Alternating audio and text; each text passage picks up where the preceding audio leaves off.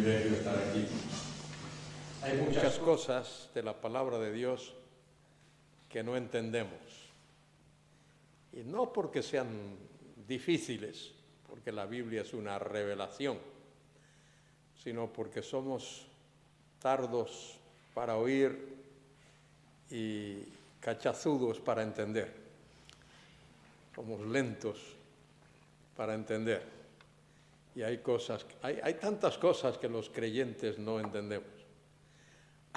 Hace un año estaba en una asamblea, menos de un año, allá en Honduras, una de nuestras asambleas, y terminamos el culto precioso, y viene un hermano a preguntarme si él iba a seguir siendo negro en la eternidad, en el cielo. Y estaba muy preocupado, porque él no quería ser negro allá en la eternidad. Bueno, tuve que sentarme con el hermano, explicarle en primer lugar que allá vamos a tener un cuerpo nuevo, pero en todo caso, qué bien que Dios nos dio el privilegio de pertenecer a diferentes grupos étnicos del mundo. Hay otros que están preocupados por saber si vamos a caber todos en el cielo. Hay algunos que están preocupados. Y en primer lugar tenemos que entender que el cielo no es un lugar etéreo allá en algún sitio en la atmósfera. El cielo será un lugar concreto. Es más, quizá para algunos sea una sorpresa que lo que será el cielo para el creyente, todos los redimidos, los santos del Antiguo Testamento, la Iglesia, los santos de la gran tribulación y todo aquel que haya conocido al Señor, ese lugar va a ser la casa del Padre, y la casa del Padre va a ser la Nueva Jerusalén, y la Nueva Jerusalén va a estar afincada en la nueva tierra. ¿Cómo? Pues sí, la Nueva Jerusalén va a estar afincada en la nueva tierra. El Señor va a crear una nueva tierra y en esa nueva tierra va a estar afincada ahí la Nueva Jerusalén. Así como la vieja Jerusalén está en esta tierra, allí en el Medio Oriente, así la Nueva Jerusalén va a estar afincada en la nueva tierra y va a ser un lugar espacioso. Va a ser un lugar espacioso y vamos a tener una tremenda comunión. Y algunos creen que aquí va a estar la calle tal y ahí va a haber chalecitos y va a haber un chalecito para este creyente. Nada de eso. Allí todo el espacio va a ser para todos. Vamos a estar en comunión con nuestro Señor, con nuestro Dios y Señor Jesucristo, y no es como a veces nos imaginamos las cosas. Pero todo eso uno lo entiende leyendo la Biblia, que ese es el problema que tenemos. Los cristianos no leemos la Biblia. Hay sitios en el mundo donde la gente quiere leer la Biblia y quiere saber más de la Biblia. Un amigo, hermano en Cristo que tuve hace años, no sé si aún vivirá, trabajaba para Radio Transmundial. Y Radio Transmundial tenía una antena que estaba proyectada directamente para la Unión Soviética de aquellos tiempos, de aquellos años, la Rusia de hoy. Y transmitían un programa en el idioma ruso. Y el programa era solo leer la Biblia. El programa consistía únicamente en lectura de la Biblia. Y decía este hermano que un día recibe una carta y la carta decía más o menos así: gracias por este programa y gracias por la lectura de la Biblia. Solo queremos que hagáis una cosa, que la leáis más despacio, no nos da tiempo escribirla.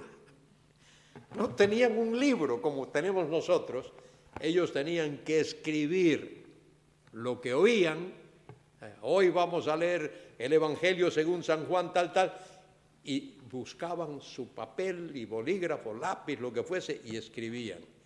Y lo que querían era que el locutor, el que hablaba por la radio, les hablase más despacio para tener tiempo para escribir la Biblia.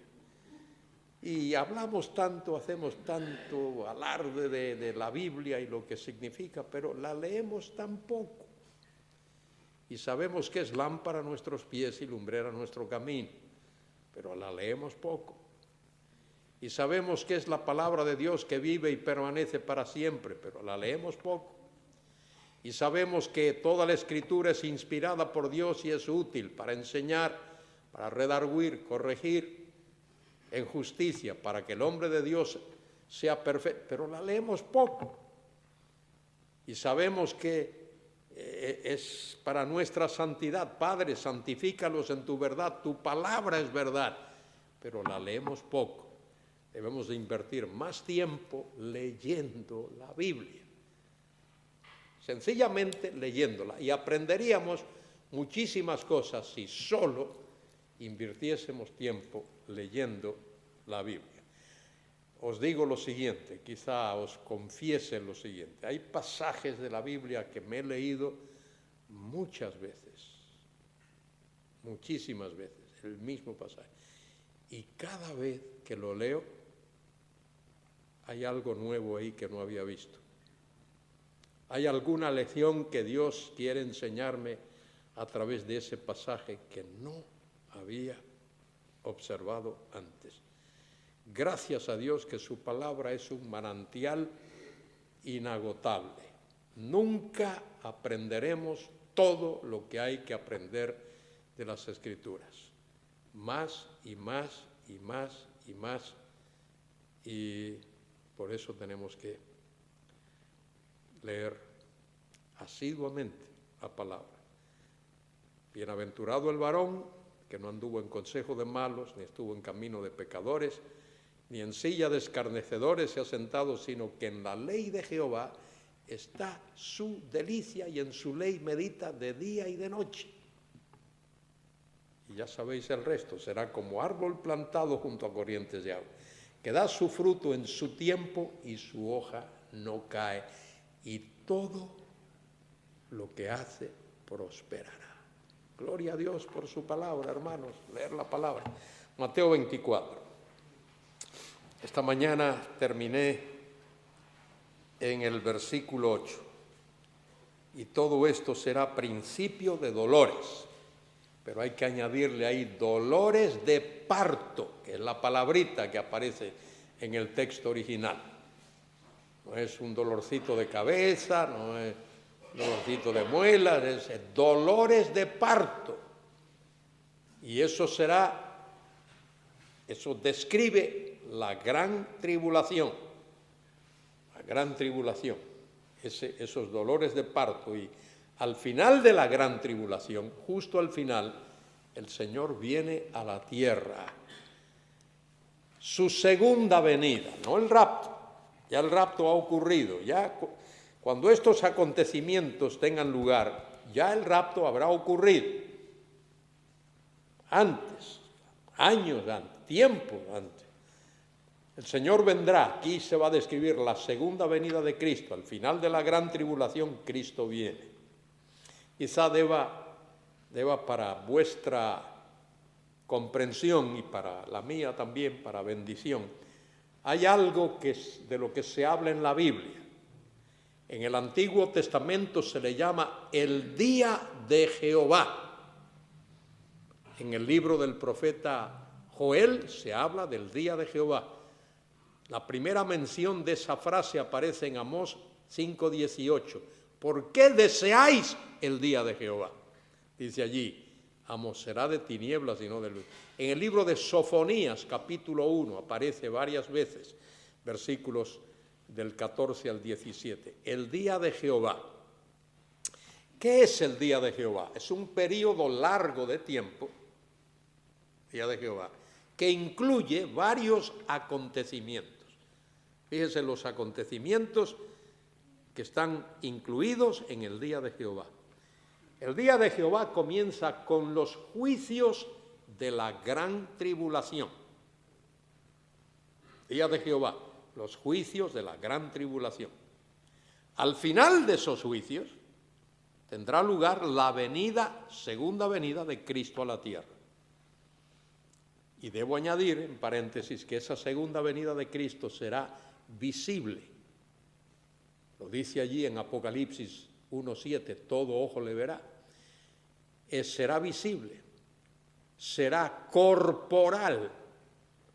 Este mismo Jesús que ha sido tomado de vosotros al cielo, así vendrá como le habéis visto ir al cielo. Hechos 1:11. Será visible, será corporal, será literal, este mismo Jesús. Y será judicial. Cristo vendrá por segunda vez a la tierra como juez. No viene a salvar.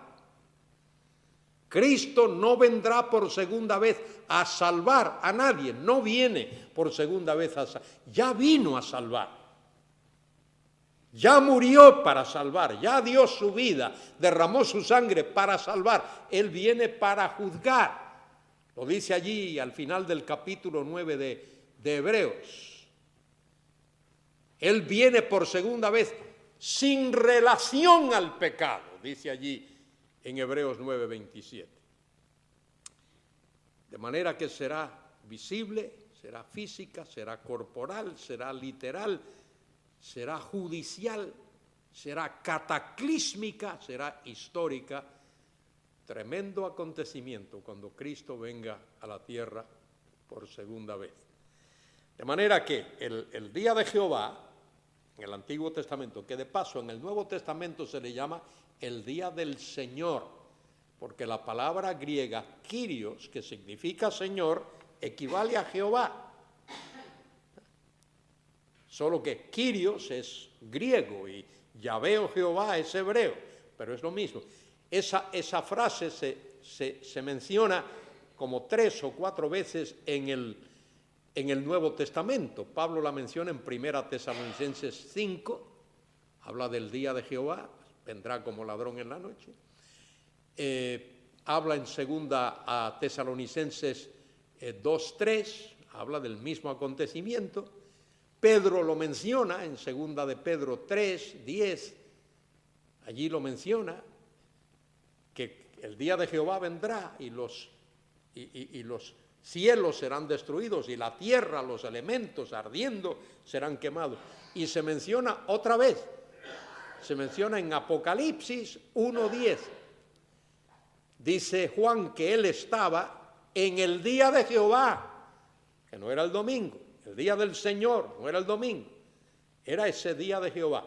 Evidentemente el Señor arrebató a Juan en su espíritu, el cuerpo de Juan quedó en Patmos, pero espiritualmente Juan fue alzado hasta el cielo y allí Dios le presentó, el Señor le presentó como una vista panorámica estos acontecimientos que Juan luego escribe en el libro del Apocalipsis.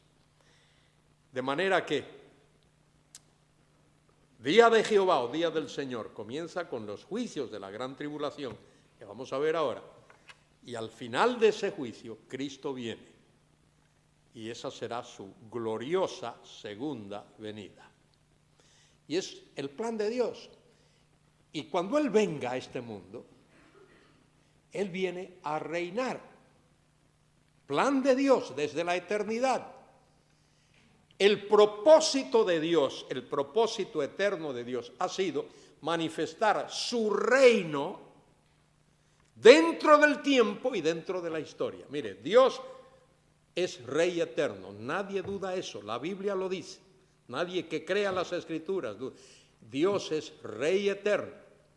Su reino es un reino eterno, pero Dios ha querido que ese reino eterno se manifieste dentro del tiempo y dentro de la historia. Y cuando Cristo venga, Él va a implantar, a establecer, a inaugurar ese reino eterno que Dios prometió en el Antiguo Testamento, que será un reino de paz, y de justicia y de santidad. Y como dice Habacuc 2:14, la gloria de Jehová será vista en toda la tierra. Toda la tierra será llena del conocimiento y de la gloria de Jehová. Habacuc 2:14 e Isaías 11:9. De manera que Dios tiene su plan y Dios lo está cumpliendo. Dios está llevando a cabo su plan. Todo lo que pasa en el mundo es Dios obrando, Dios trabajando en este mundo. Nada se mueve en este mundo si no es por la voluntad, la mano soberana de Dios. Cristo vendrá y va a establecer ese reino de paz, de justicia, de santidad y de gloria. Por eso en Mateo 6, cuando él enseña a los discípulos lo que se llama el Padre Nuestro, es una oración que Jesús nunca pudo orar él, esa es para los discípulos y para nosotros, dice allí en Mateo 6:10, venga a nosotros tu reino, venga a nosotros tu reino. Pero luego hay una frase que sigue. La frase que sigue es explicativa, es una frase epexegética, explicativa. Eso es lo que epexegético significa. Una frase que sigue a lo que se ha dicho para explicar, para aclarar. Venga a nosotros tu reino. ¿Y qué sigue después? Hágase tu voluntad en la tierra, así como es hecha en el cielo. Es decir, que cuando el reino sea establecido, la voluntad de Dios será hecha en la tierra exactamente igual que en el cielo. Ahora, eso está ocurriendo hoy. ¿Hay algún sitio en el mundo donde se esté haciendo la voluntad de Dios exactamente igual como se hace en el cielo? Yo sé que algunos de vosotros pensaréis que aquí en la asamblea en calle Colombia, sí. Y yo pienso que en la asamblea en calle Lavadores, en el barrio Lavadores, sí, pero no. No hay ninguna iglesia en la tierra, no hay ninguna ciudad, no hay ninguna comunidad, no hay ninguna región, no hay ninguna nación donde la voluntad de Dios sea hecha exactamente igual como se hace en el cielo. Eso está por venir. Eso está por venir. Digo algo más antes de entrar en Mateo.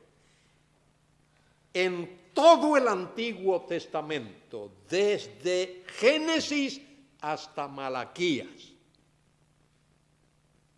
todo el Antiguo, son 39 libros, allí se enseña el tema del reino glorioso del Mesías en la tierra.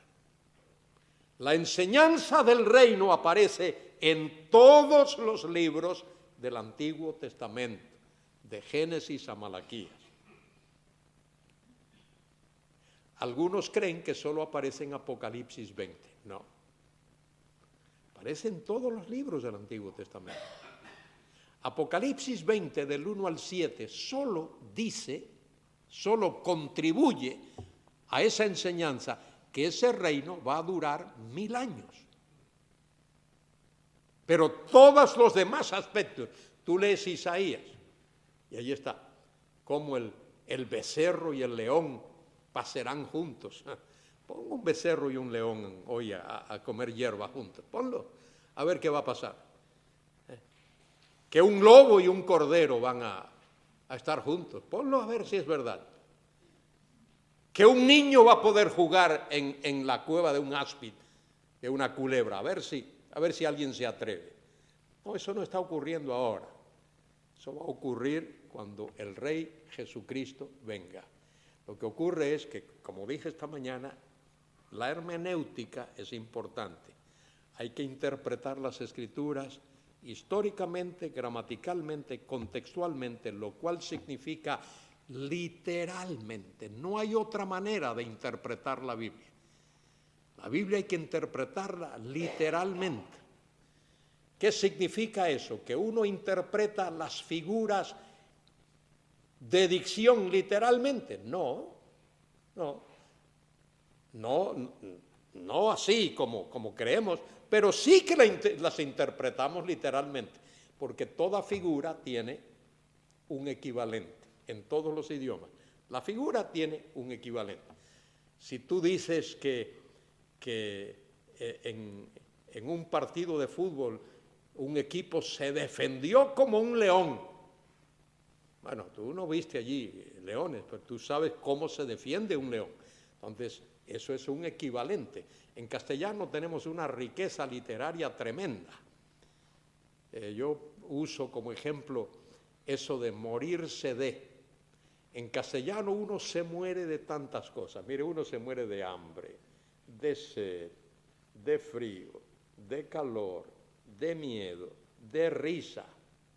Fíjese de cuántas cosas uno se muere en castellano. Pero es que en castellano la expresión morirse de equivale a mucho de, lo que sea. Niño llega a casa corriendo, mamá, me estoy muriendo de hambre, que tiene mucha hambre. Cuando alguien dice, me estoy muriendo de frío, uno entiende que quiso decir, tengo mucho frío. Entonces, todas las figuras tienen un equivalente. El equivalente de esa figura es su significado literal. Y eso es lo que tenemos que entender. Y en la Biblia hay muchas de esas figuras de dicción. Tenemos que entender. Muy bien, el día de Jehová, que equivale al día del Señor, incorpora todos esos acontecimientos. Segunda venida del Cristo. ¿Y qué pasa después? El reino del Mesías en la tierra, que será de gloria y de paz y de santidad y de otras cosas, y de gobierno justo, de justicia. En Jeremías 23:6 al Mesías se le llama Yahvé Zidkenu, que significa Jehová, justicia nuestra. Algo que necesitamos en este mundo de injusticia. Y después de ese milenio vendrá el juicio del gran trono blanco. Y después de eso, los nuevos cielos y la nueva tierra. Todo eso está incluido en el día de Jehová. Desde los juicios de la gran tribulación hasta la creación de nuevos cielos y una nueva tierra. Bien, versículo 9 del pasaje de Mateo 22. Entonces os entregarán a tribulación. Eso va a ocurrir con el pueblo judío durante esos 7 años de gran tribulación. Durante esos 7 años habrá el antisemitismo más cruel que la historia jamás haya experimentado, haya conocido. Y dice, y os matarán y seréis aborrecidos, mire, de todas las gentes. La palabra gentes ahí equivale a la palabrita hebrea goyim, que significa gentiles. Los gentiles, primordialmente, estarán encargados por instigación satánica de perseguir a la simiente de Abraham, por causa de mi nombre. ¿Lo ve ahí? ¿Por qué van a perseguir? Por causa de mi nombre, del nombre de Jesús. Quien más odia a la nación de Israel, al pueblo judío, es Satanás. Porque ese pueblo dio al mundo el Mesías. De manera que Satanás va a utilizar ese odio suyo hacia el Mesías para instigar a otros a perseguir a la simiente de Abraham. Muchos tropezarán entonces y se entregarán unos a otros y unos a otros se aborrecerán. ¿Sabe que eso ocurrió en tiempos de Antíoco Epífanes el IV? En el año 175 antes de Cristo, aquel inicuo Antíoco Epífanes que invadió la tierra de Israel, ocupó la ciudad de Jerusalén, entró en el templo,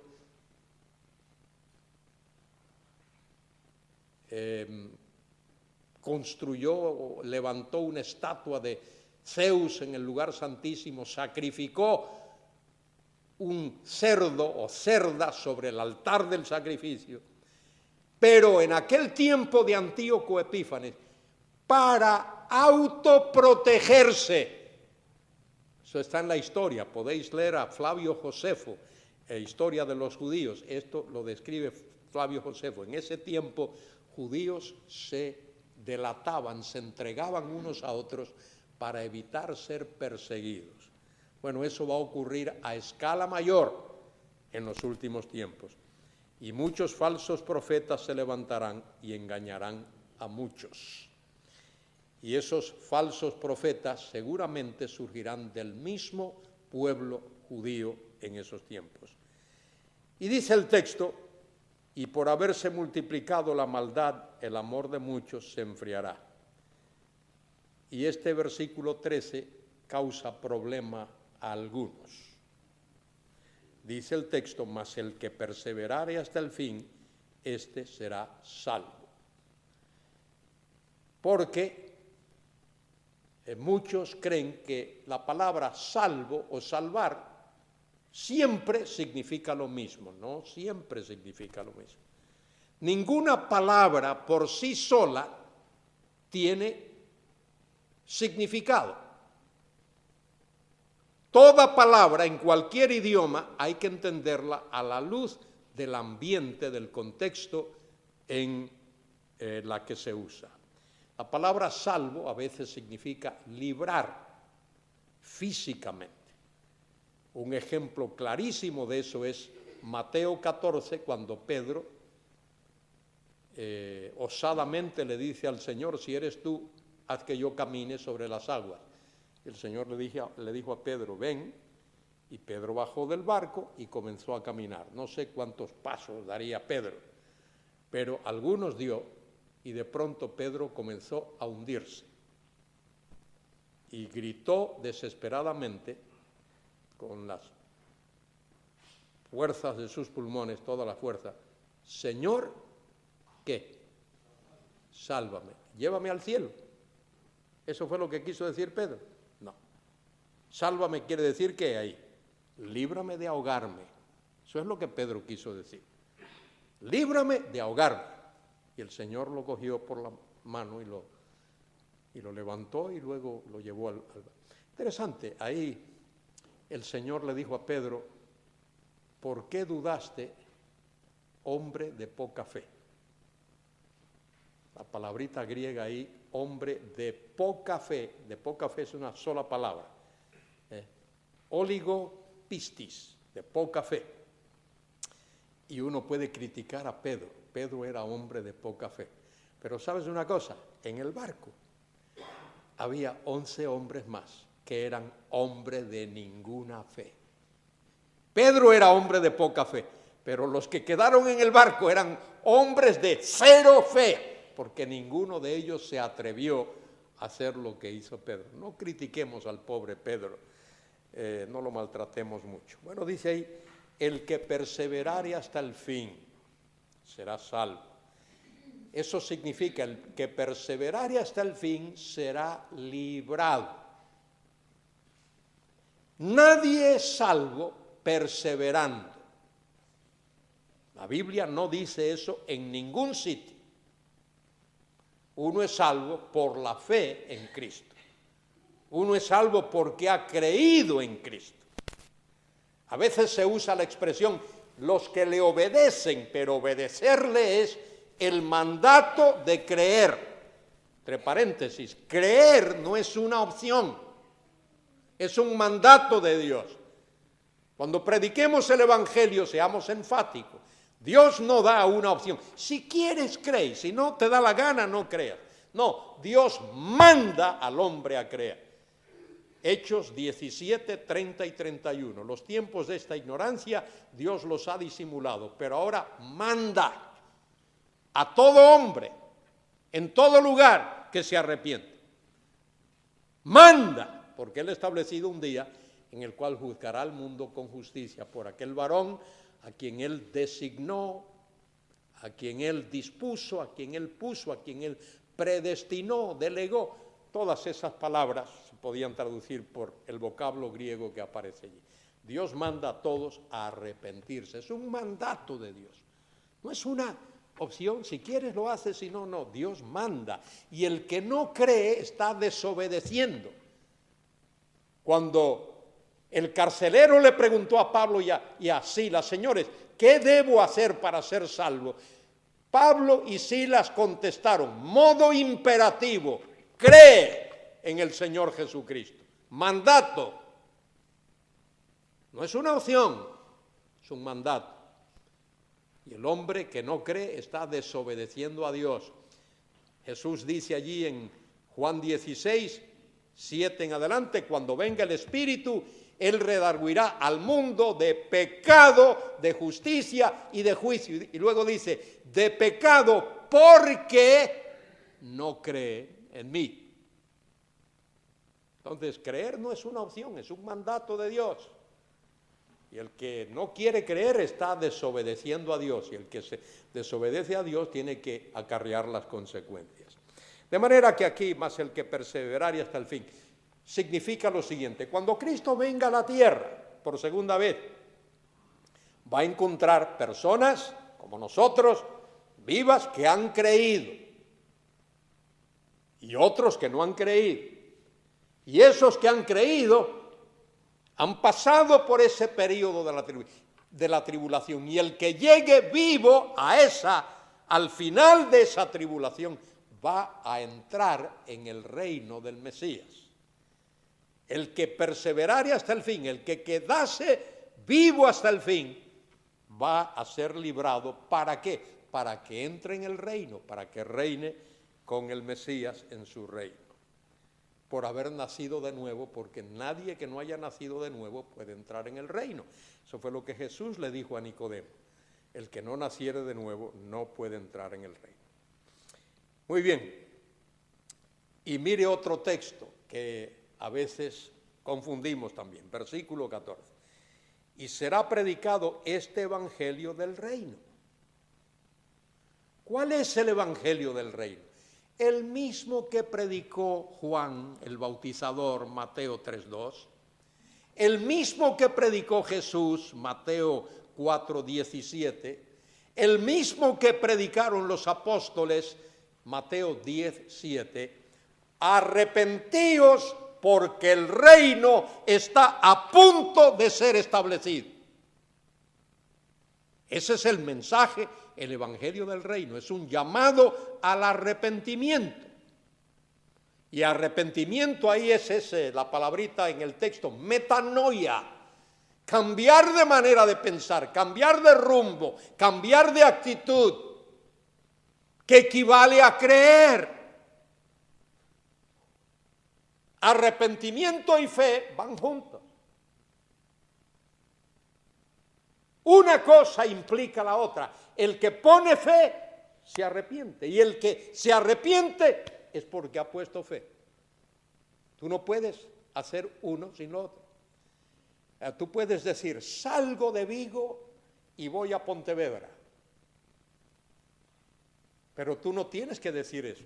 Si tú estás en Vigo, todo lo que tienes que decir es voy a Pontevedra. Si tú estás en Vigo, no puedes ir a Pontevedra sin salir de Vigo. ¿Me explico? ¿No? Es así. Si tú pones tu fe en el Señor, tienes que arrepentirte. Si hay un arrepentimiento genuino, es porque has puesto tu fe en Él. Las dos cosas van juntas. Una exige la presencia de la otra. Bien dice el texto, y será predicado este evangelio del reino en todo el mundo. ¿Quién va a predicar el evangelio del reino en todo el mundo? La iglesia, ¿no? La iglesia no. La iglesia ha estado predicando, pero la iglesia no va a hacer eso en todo el mundo. Pero hay alguien que lo va a hacer. Apocalipsis 7 dice allí que Dios va a sellar 144,000 israelitas, 144,000 judíos, 12,000 de cada tribu. Y esos 144,000, Dios, si no los ha esparcido, ya los va a esparcir por todo el mundo. Serán 144,000 evangelistas.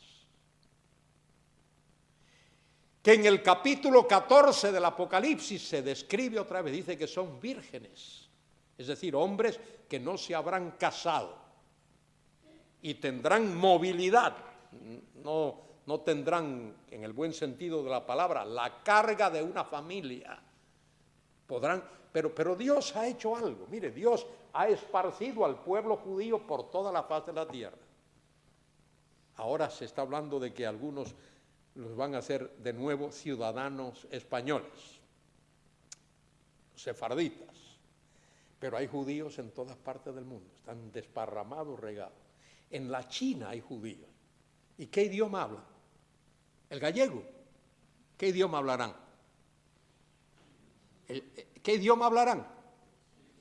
Te saludarán. Ni ma, hao, shisheni. Te van a saludar. En chino, hablan chino.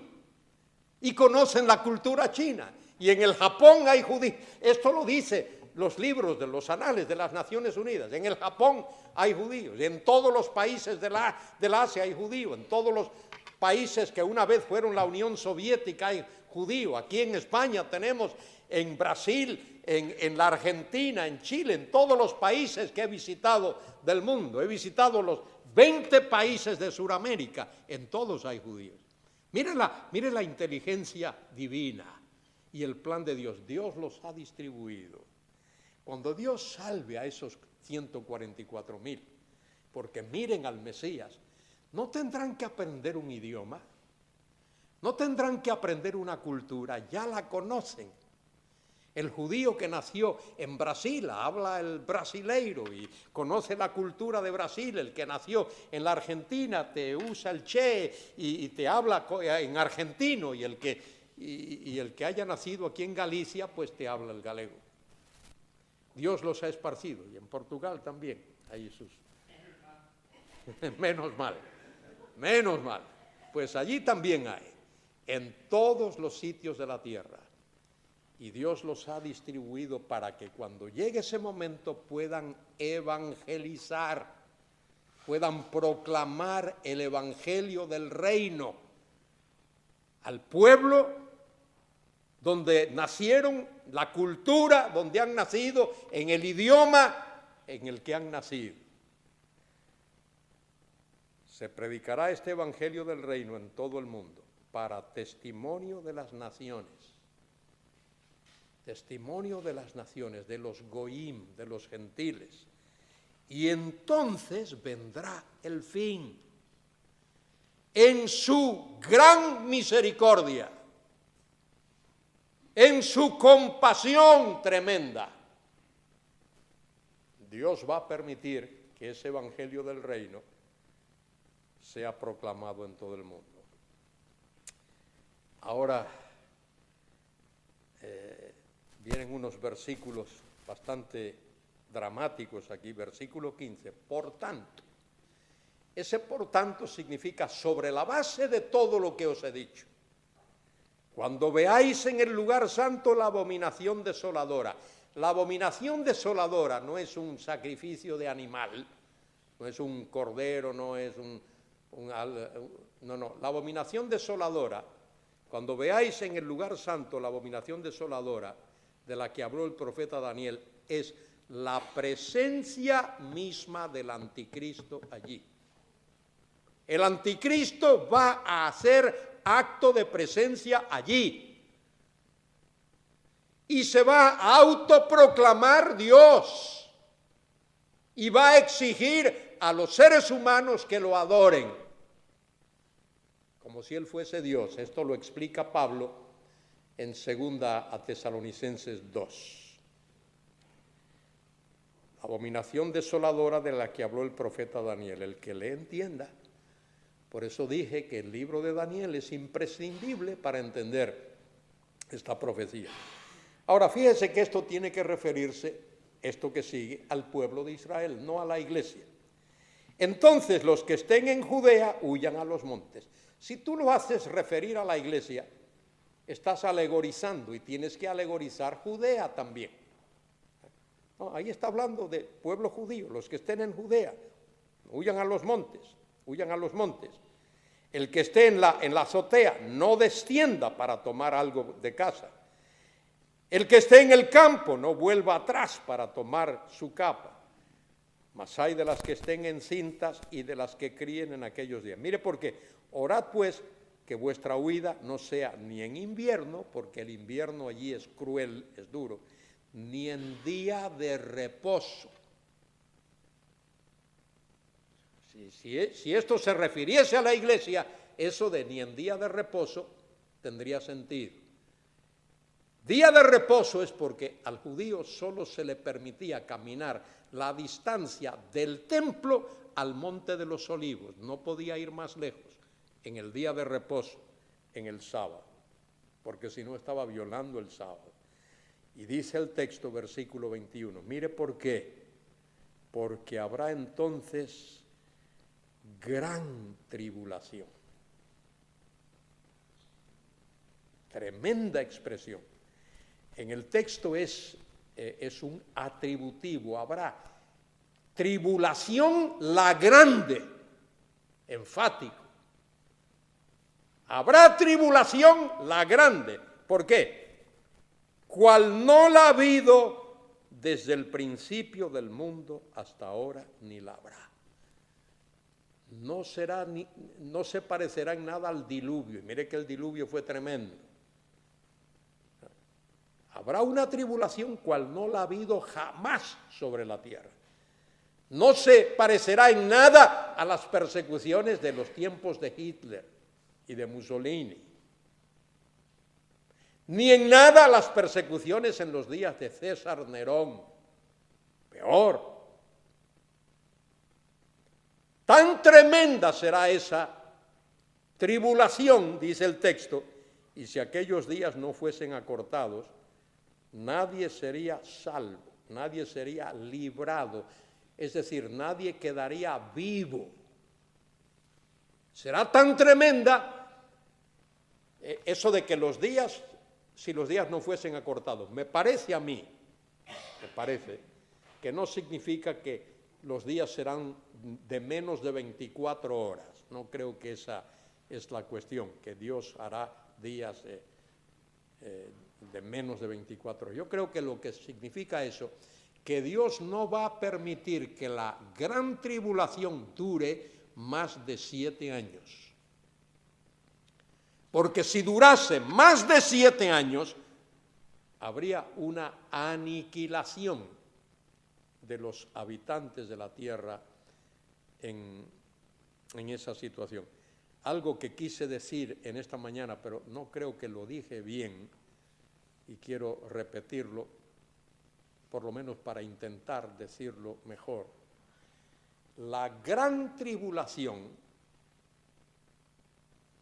consistirá de juicios sobrenaturales de parte de Dios. No son actos naturales, una inundación, un incendio, tal, no, es Dios obrando. Y mire lo que Dios va a hacer. Habrá 3 series de juicios. Esto lo explica el Apocalipsis. Primero, los juicios de los sellos. Segundo, los juicios de las trompetas. Y tercero, los juicios de las copas. Es interesante que todos esos juicios están dentro de los 7 sellos. Ese rollo que aparece allí en el capítulo 5 del Apocalipsis, ese rollo contiene todos los juicios que Dios va a ejecutar sobre la tierra durante ese periodo. Voy a intentar explicarme un poquito mejor. Voy a comenzar de atrás hacia adelante. Los últimos juicios son los juicios de las copas, que serán juicios sumarísimos, uno detrás de otro, detrás de otro, detrás de otro, sin tregua. Bueno, esos juicios de las copas, los 7, están dentro de la 7ª trompeta. Cuando se toca la 7ª trompeta, aparecen esos juicios, los juicios de las copas. De manera que los juicios de las copas están dentro de la 7ª trompeta, pero las 7 trompetas están dentro del 7º sello. De manera que todos los juicios están dentro de ese rollo. Dentro del 7º sello están los juicios de las trompetas, las 7 trompetas. Y dentro de la 7ª y última trompeta, los juicios de las copas. Todo eso está compreso, comprimido dentro de el rollo que está sellado con 7 sellos, que el único que lo puede abrir es el Cordero. Y el Cordero es el Mesías, y el Mesías es Jesucristo. Él es el único, Él es el Hamashiach, el único que puede abrirlo. ¿Por qué? Porque ese que vino, ese Cordero de Dios que quita el pecado del mundo y vino a este mundo, la primera vez vino a salvar, y cuando venga la segunda vez viene a juzgar, no vendrá a salvar, no vendrá a salvar.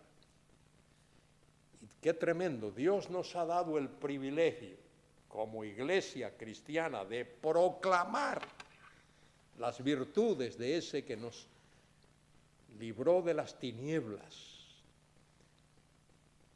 y nos ha puesto en el reino de su amado Hijo. Bien, dice aquí, porque habrá entonces gran tribulación, cual no la ha habido desde el principio del mundo hasta ahora, ni la habrá. Será una tribulación sin precedente. Y si aquellos días no fuesen acortados, nadie sería salvo. Ahí está el verbo, salvo, souzo, que significa salvar, librar, algo de eso. Mas por causa de los escogidos, mire, Dios tiene escogidos. Si tú no crees en la elección divina, hermano, lo siento por ti, porque te libras de entender la Biblia. Y no se puede entender la Biblia si no es mediante ese tema bíblico que va de principio a fin. Dios escogió a hombres en la Biblia. Dios escogió a Abel, y Dios escogió a Sed, y Dios escogió a Noé, y Dios escogió a Abraham, y Dios escogió a Isaac, y Dios escogió a Jacob, y Dios escogió a Pablo. Dice Pablo que desde el vientre de su madre Dios lo escogió. Y aquellos discípulos de Cristo fueron seleccionados por Él, escogidos por Él. Ellos no fueron a buscar a Cristo, Cristo los buscó a ellos. Cristo los buscó a ellos. Mas por causa de los escogidos aquellos días serán acortados. Entonces, si algunos dijeren, mirad, aquí está el Cristo, o mirad, allí está, no lo creáis. ¿Por qué? Porque cuando Él venga la segunda vez, no va a ser como cuando vino la primera vez. Nació en un humilde pesebre rodeado de animales de la paz. Hay un poco incógnito allá en un pesebre en Belén. Pero cuando Él venga, vendrá manifiestamente.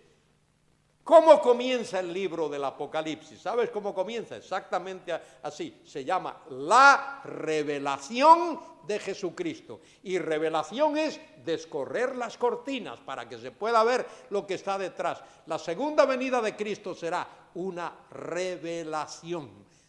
Todo ojo le verá. Si alguno dijere, mirad, está aquí está el Cristo, o mirad, allí está, no lo creáis. Porque se levantarán falsos cristos, falsos mesías, pseudocristos y falsos profetas, y harán grandes señales y prodigios, de tal manera que engañarán, si fuere posible, aún a los escogidos. Mire, hoy otra vez está, ya os lo he dicho antes, así que si os dijeren, mirad, está en el desierto, no salgáis, o mirad, está en los aposentos, no lo creáis, porque como el relámpago que sale del oriente y se muestra hasta el occidente, así será también la venida del Hijo del Hombre. Esa señal de ese relámpago será la presencia misma del Señor. Él será la señal, porque donde quiera que estuviere el cuerpo muerto, allí se juntarán las águilas. Una figura de dicción, cuando hay águilas buitres por ahí, sabemos que ahí hay algún animal muerto. Bueno, cuando todas estas cosas sucedan es por eso, porque Él está ahí, que Él viene. Y así será la venida del Señor.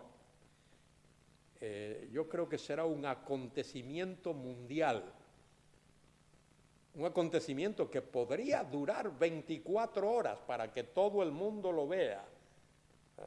Y hoy eso de que todo ojo le verá, no debemos dudarlo con todos los equipos electrónicos y todos los adelantos que tenemos.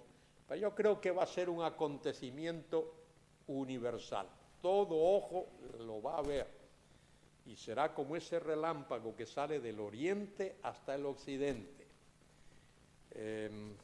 Hay mucho acerca de esto que es imposible explicar en tan poco tiempo, pero la Biblia habla de que en los postreros tiempos habrá 4 esferas de poderes en el mundo. Israel siempre será el centro, allí en la tierra de Israel. Puedes imaginarte una X grande, Israel, en el cruce ese de las 2 barras de las... Ahí está Israel, en el centro. Al norte habrá una esfera de poder y al sur otra esfera de poder. Al este habrá una esfera de poder y al oeste otra esfera. Y esto lo explica Daniel capítulo 11. En un momento dado, esas fuerzas del sur y esas fuerzas del norte quieren invadir la tierra de Israel para hacer una especie de bocata de Israel, un sándwich de Israel.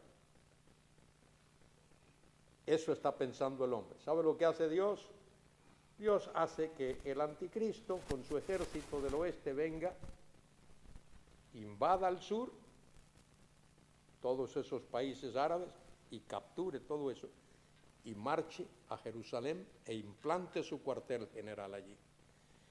Y según Ezequiel 38 y 39, los ejércitos del norte van a intentar hacer lo mismo, pero Dios sobrenaturalmente destruye esa invasión del norte. Ningún ejército humano lo hace, Dios lo hace.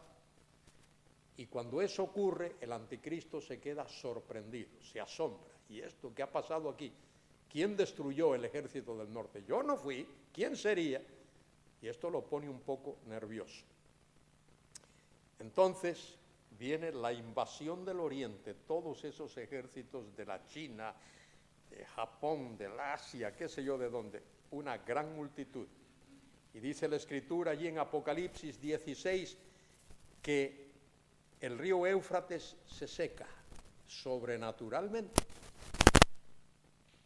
para que ese ejército siga, se oriente siguiendo el cauce del río Éufrates, porque todas las invasiones de Israel siempre vienen del norte, no se invade de este a oeste porque hay un desierto muy peligroso, siempre vienen por el norte. Y viene ese ejército. Y está el ejército del anticristo en la ciudad de Jerusalén. Y cuando esos 2 ejércitos están para entrar en combate el uno contra el otro, aparece esa señal en el cielo, de la cual se habla aquí en Mateo 24. La señal del Hijo del Hombre que viene. Y esos 2 ejércitos que estaban a punto de hacer guerra el uno contra el otro, ¿sabe lo que hace? Se unen, se mancomunan, exactamente lo que dice el Salmo 2. ¿Por qué se amotinan las gentes y los pueblos piensan cosas vanas? Se mancomunarán los reyes de la tierra y dirán al unísono: echemos de nosotros sus cuerdas, rompamos sus ligaduras, que no reine él sobre nosotros. ¿Y sabe lo que quieren hacer? Impedir que el Señor venga a la tierra. Impedir la venida de Cristo. Y dice allí, el Salmo 2 dice, y el Dios del cielo se reirá. Y les mirará y le dirá, necios, si yo he puesto mi rey sobre Sión, mi santo monte. ¿De qué estáis hablando? Y ahí tiene lugar eso que se describe en Apocalipsis 14, la gran batalla del Armagedón, donde según Apocalipsis 14, la matanza será tal que la sangre llegará a los caballos hasta las bridas, hasta la boca, hasta los frenos de los caballos. Será tremendo, y a eso la humanidad tendrá que enfrentarse a eso. Estoy convencido de que la Iglesia del Señor no pasará por ese terrible periodo, terrible periodo. Bien, dice el versículo 29, y ya debo de terminar, e inmediatamente después de la tribulación de aquellos días, el sol se oscurecerá, la luna no dará su resplandor, y las estrellas caerán del cielo, y las potencias de los cielos serán conmovidas. Todo esto será sobrenatural, acto de Dios, el Creador. Entonces, mire, aparecerá la señal del Hijo del Hombre en el cielo, y entonces lamentarán todas las tribus de la tierra y verán al Hijo del Hombre viniendo sobre las nubes del cielo con poder y gran gloria. Creo que ahí las tribus de la tierra se refiere a la población mundial, no solo se refiere a las tribus de Israel, pero porque esto es un acontecimiento mundial, esto es global, mundial. Y el Señor enviará sus ángeles con gran voz de trompeta y juntará a sus escogidos. Esos escogidos son personas que durante la tribulación oyeron el mensaje, ese evangelio del reino, a través de los 144,000 y creyeron. Esos serán sus escogidos, de los cuatro vientos, desde un extremo del cielo hasta el otro. De la higuera aprended la parábola. Yo creo que la higuera ahí no digo que es la nación de Israel. Algunos dicen, la higuera, sí, no. Si tú te fijas en el mismo pasaje, en el Evangelio de Lucas, pasaje paralelo, dice, la higuera y los demás árboles. De manera que muy probable que no sea ahí una referencia a la nación de Israel. De la higuera aprended la parábola. Cuando ya su rama está tierna y brotan las hojas, sabéis que el verano está cerca. Así también vosotros, cuando veáis todas estas cosas, conoced que está cerca a las puertas. De cierto os digo que no pasará esta generación, hasta que todo esto acontezca. Entiendo que ahí generación tiene que ver con la simiente de Abraham a través de Isaac y a través de Jacob, y que Dios no va a permitir bajo ninguna circunstancia que haya ningún poder, ni humano ni diabólico, que destruya a su pueblo escogido, la nación de Israel. Esta generación, no pasará esta generación hasta que todo esto acontezca. El cielo y la tierra pasarán, pero mis palabras no pasarán. Qué tremenda. ¿Ya veis por qué debemos de leer la Biblia? Mire, porque es la única palabra que vive y permanece para siempre. Primera de Pedro 1, 23 y 25. Siendo renacidos, no de simiente corruptible, sino incorruptible, por la palabra de Dios que vive y permanece para siempre. La flor se seca, la hierba se marchita, pero la palabra de Dios vive y permanece para siempre. Y esta es la palabra que por el Evangelio os ha sido predicada. Ahora, para aquellos que se ponen a poner fecha, mire lo que dice el texto, pero del día y la hora nadie sabe, ni aun los ángeles de los cielos, sino mi Padre. Y lo que está sugiriendo el Señor ahí, algo misterioso, raro, que ni Él mismo sabe. Eso Dios lo puede hacer, Solo el Padre sabe cuándo esto va a ocurrir, la persona del Padre. Mas como en los días de Noé, así será la venida del Hijo del Hombre. ¿Qué ocurría en los días de Noé? Estaban comiendo y bebiendo, casándose y dándose en casamiento. despreocupados, desentendidos. Me acuerdo, no sé si don Manuel Pérez fue con nosotros cuando tuvimos Galicia 89, fuimos a un pueblo allá por las montañas de Orense, creo que el pueblo se llama Couto o algo así, Couto, Couso, uno de esos, pero allí fuimos a predicar y estuvimos allí predicando y la gente se reía de nosotros, se burlaba de nosotros. Y allí estuvimos repartiendo, pero ahí no había, era como en los días de Noé, exactamente como en los días de Noé. Pero mire la providencia divina, allí estuvimos toda una mañana y parte de la tarde, allí estuvimos. No sé si Eugenio estuvo por allí con nosotros. ¿Cómo se llama el pueblecito? ¿Couto o Couso? ¿Cómo es el pueblo? Couso, algo así. Algo así. El caso es que salimos de allí, humanamente hablando, derrotados. Salimos derrotados, salimos tristes, apabullados, porque invertimos todo un día y nadie nos hizo caso. Pero en una esquina había un señor vendiendo fruta. Y allí estuvimos, hablando con él, el único que permitió que hablásemos. Y bueno, salimos de allí.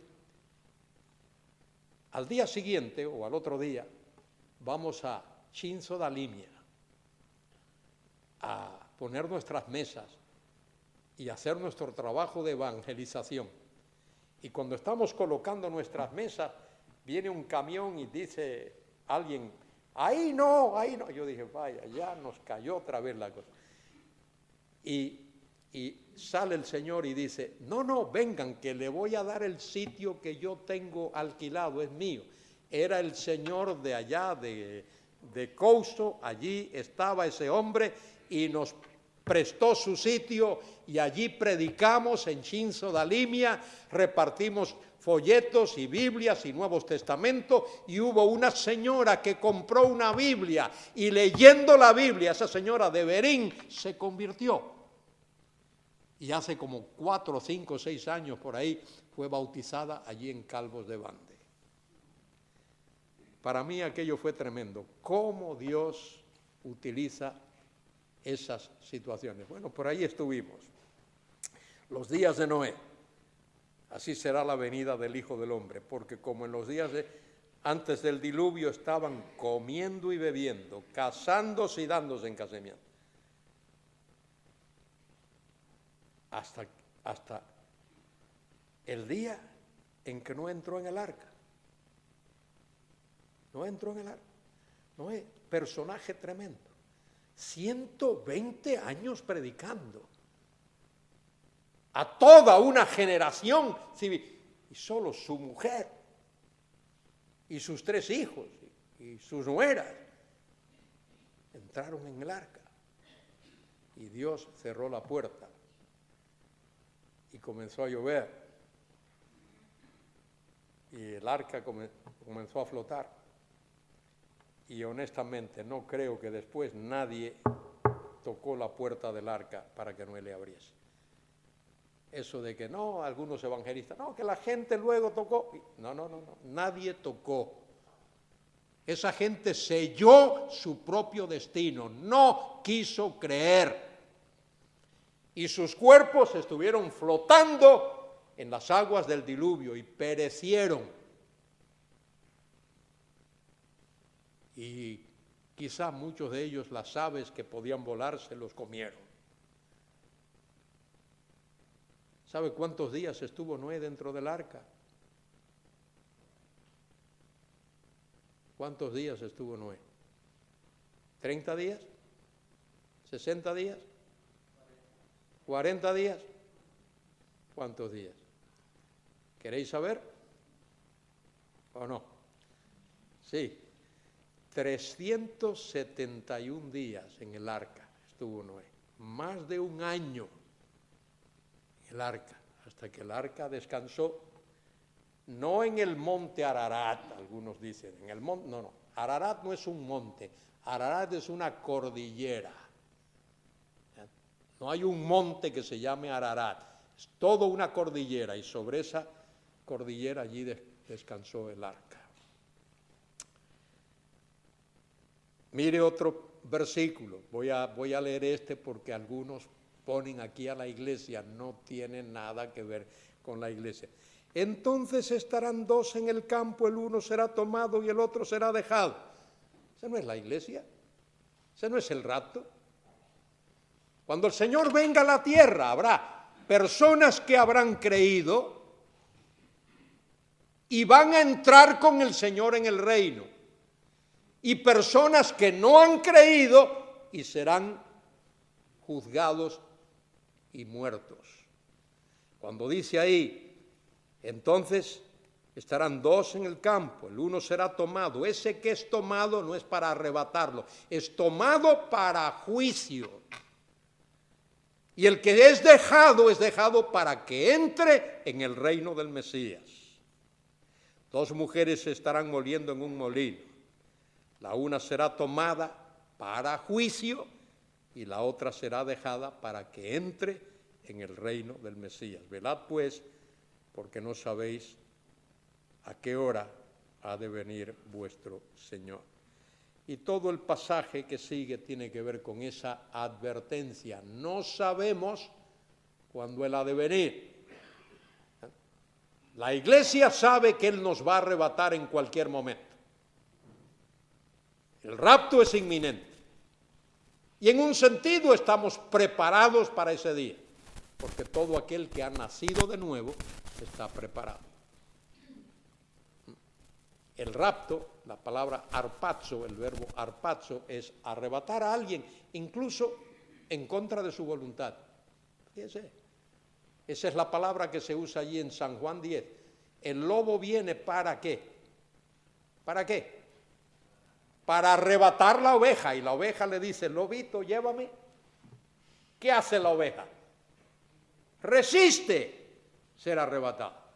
Entonces la palabra puede significar eso, incluso en contra de la voluntad de aquel que es arrebatado. Felipe fue arrebatado para que predicase el evangelio al eunuco etíope, y de ahí fue llevado a otro sitio. Pablo fue arrebatado hasta el tercer cielo. Entonces, esa palabrita se usa muchas veces en el Nuevo Testamento y hay que ver el contexto para ver su significado. Y en 1 Tesalonicenses 4:17, Pablo dice claramente, seremos arrebatados. De manera que el hecho, el rapto es una realidad, será un acontecimiento, una realidad, que uno no debería de dudar.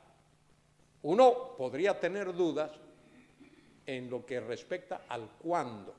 Vale, algunos dicen aquí y allá, pero que ha de ocurrir, seguro que ha de ocurrir. Habrá un rapto. ¿Y qué será el rapto? Dios va a recoger a todos sus redimidos de todos los ángulos de la tierra, del norte, del sur, del este, del oeste, de donde quiera que haya un redimido, un creyente, Dios lo va a recoger. Primero Dios va a resucitar a aquellos que murieron habiendo creído. Aquellos que murieron habiendo creído. Y Dios va a darles cuerpos nuevos glorificados, va a levantar, y luego a la iglesia, y juntos nos va a llevar a su presencia. Sin querer reteneros más, pero sí quiero que veáis una cosa respecto de esta cuestión del rapto. Quiero que lo veáis rápidamente. En 1 Tesalonicenses 4, esto es algo que yo había leído tantas veces, y hace 2 o 3 años que me di cuenta de una manera más clara. Dice allí en 1 Tesalonicenses 4, del 13 en adelante, tampoco queremos, hermanos, que ignoréis acerca de los que duermen, para que no os entristezcáis como los otros que no tienen esperanza. Y ahora viene el punto. Versículo 14, porque si creemos que Jesús murió y resucitó. Esa es la parte que Dios me golpeó con ese texto. Yo he predicado sobre eso muchas veces, pero mire, si creemos, y ese sí que está ahí, no es un sí de duda, es un sí de afirmación. En el texto del Nuevo Testamento hay por lo menos 3, quizá 4 clases de condicionales. Se le llama de primera, segunda, tercera y quizá cuarta clase. Condicional de primera clase es la que afirma una realidad. Porque ya que creemos, o siendo el caso que creemos, que Jesús murió y resucitó. ¿Creemos que Jesús murió? ¿Creemos que Jesús resucitó? De esa misma manera tenemos que creer que Él va a arrebatar a su pueblo. Fíjese, con la misma certeza, con la misma firmeza, con la misma seguridad que creemos que Él murió y que Él resucitó. Con esa misma certeza, con esa misma seguridad, creemos que Él ha de arrebatar a su iglesia. Padre querido, gracias por tu pueblo aquí, gracias por mis amados hermanos y hermanas.